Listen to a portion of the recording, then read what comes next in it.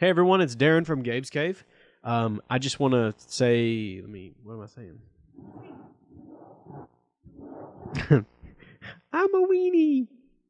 This is recording, so she's probably going to put that in there at some point or another. Okay.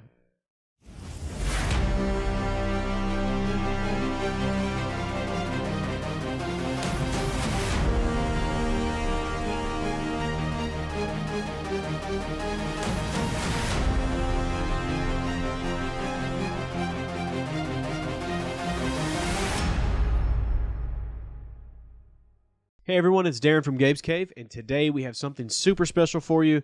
And going forward on every Wednesday, we have a ton of extra content from shows, from cons, interviews, just B-roll, whatever it is. We always film at cons. I know that everybody probably knows that by now. And we film and we record a bunch of extra people that have not gotten their own episode yet. So we're going to dedicate Wednesdays to having those interviews out, to getting those interviews out. Every Wednesday we should have an interview from a different con, and it may be an old one, it may be a new one, you never know. Whatever it is that we just find in the stash of unused stuff. But we definitely think everybody that we've interviewed definitely should get a video, and we want to get those out for everybody. However, this is not something that should be looked at lightly. We do give stuff away. If we go to a show and we interview somebody big and they give us autographed stuff, we're going to give it away here. We don't keep any of that stuff. We may keep one thing if we pay for it, but if they give us something for free, we're giving it away for free as well.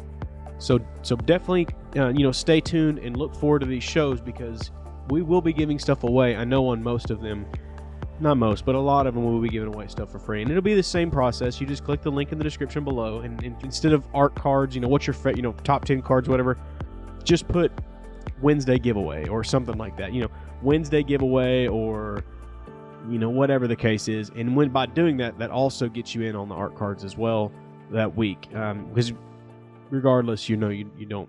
But if you put the Wednesday giveaway segment, we'll know for sure where you came from. That just helps us out there. I hope everybody enjoys it, and we look forward to keep going with it in the future. I'm rambling, always rambling. Enjoy.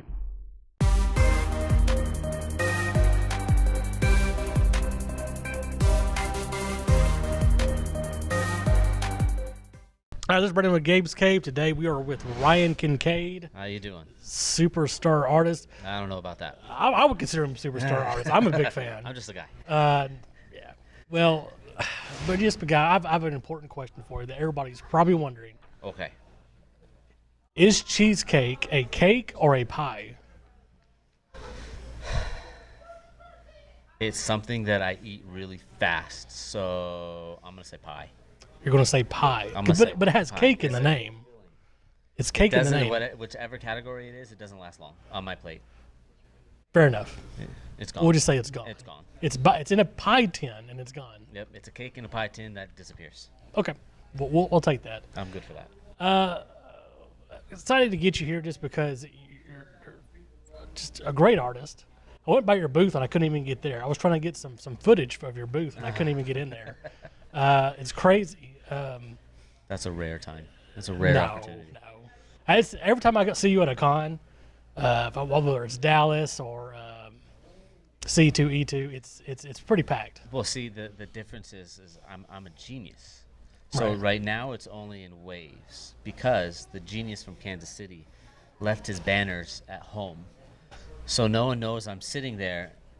So it's not busy, but the moment someone realizes I'm sitting there, then people start showing up. They're like, right. Oh, Ryan, that is Ryan. That is Ryan. Because I'm a genius and left everything at home. That's what happens when you don't do cons for a year and a half. Right. And you brought a great collection of slabs and comics and just to showcase your work. Oh yeah, just amazing showcase of work. Great artwork. What? Just kind of go into the artistic side of it. What kind of tools? What are your tools of the trade? So I do a lot of my roughs on an iPad Pro. Saves paper. I'm not gonna go down that route. It's just easier. I can do it a lot faster. So once I get the roughs down and it's approved by editors and everything, then I'll go blow it up bigger on a 11 by 17 board or computer paper, and I go from like a light box to get a little more rough pencils onto that size, and then just go with like a mechanical pencil. I have a lead holder and like a regular mechanical pencil. I probably have 1,000 different pencils, but I keep using this one mechanical pencil. Right. And you've done a lot of like, I would say, creator-owned type books. Yes. Indies. Very, very successful, I would say. I know I've seen some covers of yours that just flew off the shelves.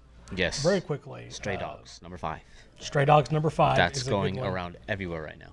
Yes, I was actually helping one of the guys on the book, Tony Rodriguez. Yep. I was helping him set up, and that book was going quick. Yeah. So just amazing work. You're just getting more recognition that you deserve. Right. So I appreciate that too. That's excellent. Is there a dream project out there that's like an already established property that you're like, you know what? I bet I could kill that. I would. There's 2. I would love to get on a Spider-Man book. I'd love to draw Spider-Man, like even if it's just a cover, just once. But oddly enough, I want to do like my own Iceman run. Like I would love to do something with Iceman, just no holds barred, dude goes nuts, something. Because I just like the character. And I feel like we don't get a lot of Iceman. Nah, I think it's happened like once or twice. Same with like Human Torch had his like miniseries from Scotty Young. I don't know why. I want to do an Iceman run. I just think it would be fun. I just freeze all over the place. Right. And out of all your different creator-owned properties, what's one that you would consider as your standout? Well, right now, like of my own or for other people. So right now I only have Persuasion out, which is we just did chapter 3. We got a new artist has jumped on board with the team, and he's drawing chapter 4. But we have a new series coming out next month called Con Artists, and it's literally like our lives. It's cons. Mm. It's following one group that's an artist trying to make it in the comic world. His hype man, because you always get the artists that have that guy behind you, like, yo, you gotta buy this stuff, man. It's dope. Watch, buy it. Just buy it. Buy 4. You know, 2 cosplayers. You'll get the writers. You'll see, if you pay attention, you'll see like artists that are very well known, like in the background. We'll change their names, right. But you'll know who I'm picking on. Like Slim Lee or. Right. You know, but it incorporates some like superhero stuff to it. But I really want to like show the fun side and the drama side of what we have to deal with. Like people only see certain things, and as a guy on the other side of the table, like we know the behind the scenes and we know like that side, because we go around and walk around and see cons and stuff. But we've seen and done like all sorts of stuff that people don't understand. Like we get asked weird things, like why are you here? I put that in the book. What do you mean? I'm at a Comic Con. Like, you check out my drawings, because I remember being that guy in the beginning. Like, I draw comics. That's what I did. Maybe some funny stuff, but maybe also some advice. Yes. If you pay attention to it, I mean, it's a lot of comedic things, but it's real issues that we have or other vendors will have with shows or the way people do certain things. Or again, advice on like Kickstarters and hey, how did you do this? How do you do that? One of the opening scenes is the guy is like trying to show his work off at a con to an editor, which is, you know, back in the day, that's how we would get our work. You know, shove it in front of every editor's face that you could. So it will be helpful to a point, but it mainly is to make fun of ourselves. I got you. I know from my side of it, going to Comic Cons pretty often, my biggest thing is deodorant. Yeah, that's in there. That should be in there. Probably for both sides, but I know from my side. One of the lines is haven't we seen that guy in the same outfit for 4 days? That's in the second issue, but yeah, it's in there. You know, the first issue is them at a con. Some stuff happens, and the second one, you know, starts with like all the guys that when you first start out, you get a room and there's like 7 of you all sharing a room because you can't afford your own hotel, and that's kind of how it starts. It's like hey, don't you wish you were, you're lucky you're in this room instead of in the room next door where there's 14, guys in there. And it's one of those, like, I just hope the people that come in today have deodorant on. Yeah. So yeah, we're getting it all. So you're keeping busy. Do you ever open up for commissions? I do a live sale. I try and go on like once a week.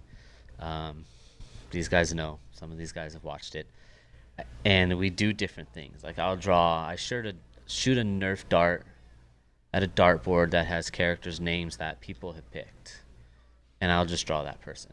And then it gets auctioned off. Or we do these $100 flips where I flip over a blank.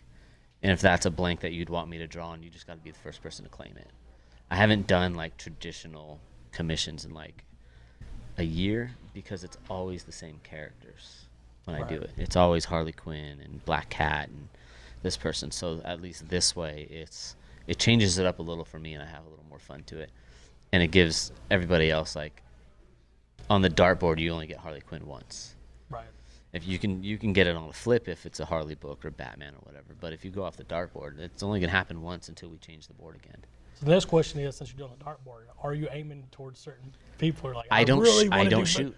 I let my kids shoot, or my wife shoots, or my nieces shoot. Like somebody else at the house will shoot besides me. Making sure they just shoot. Like, man, can you just aim towards Spider-Man or like Moon Knight? I get bribed. Like I do get bribed. Like, hey man, you were an inch closer to Lady Death. Can you just hit that? And like, we'll slide a little extra if you get to that Moon Knight, that Darkwing Duck. Yeah, right. I get messages like people sliding into the DMs to get their character picked, or if it does get picked, like, hey man, don't show that online, let me just buy it. Like, I can't, that's cheating. So people don't watch this, they just go to Facebook? You would go to Facebook and it's on the art page, so it's Ryan M. Kincaid Art. And then we usually post when we're going live, and then we'll go live later that night. It's usually at nighttime.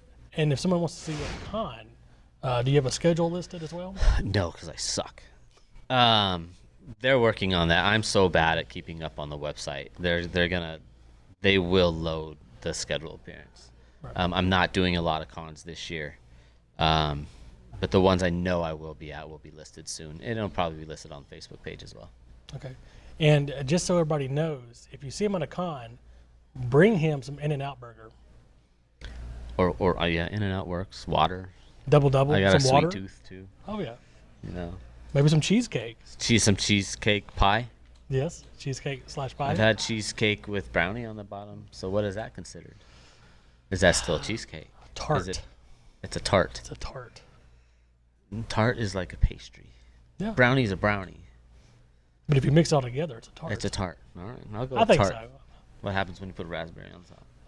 That's definitely a tart. Yeah. All right. I would say I'll agree. Anyways, thanks for stopping by. Yeah, absolutely. Thanks for having me. And wish you good luck with the rest of the con. And thanks for stopping by. Awesome. Thank you.